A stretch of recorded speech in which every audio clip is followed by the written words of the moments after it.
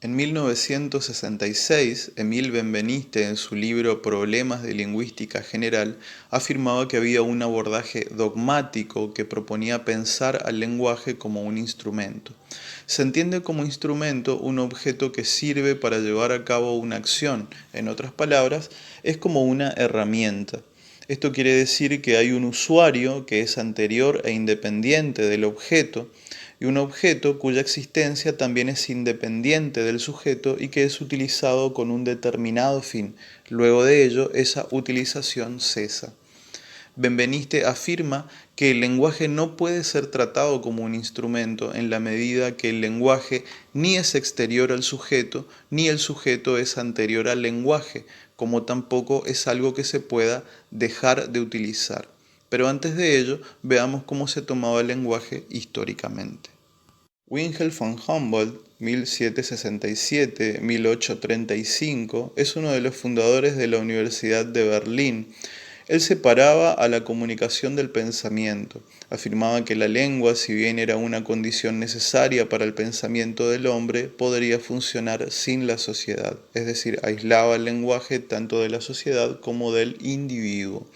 Más tarde, Karl Bosler, 1872-1949, fue un lingüista y profesor romanista e hispanista alemán, creador de las escuelas del idealismo lingüístico y la estilística, da principal importancia a la función expresiva. Toma el lenguaje como una herramienta de expresión del ser humano a través del cual podía objetivarse. Más tarde, Bakhtin, en Estética de la Creación Verbal, que es un acopio de teorías que van de 1920 a 1970, no presupone únicamente la existencia del sistema de la lengua que utiliza, sino que cuenta con la presencia de ciertos enunciados anteriores, suyos y ajenos, con los cuales establece toda suerte de relaciones. Todo enunciado es un eslabón en una cadena, afirma Bakhtin.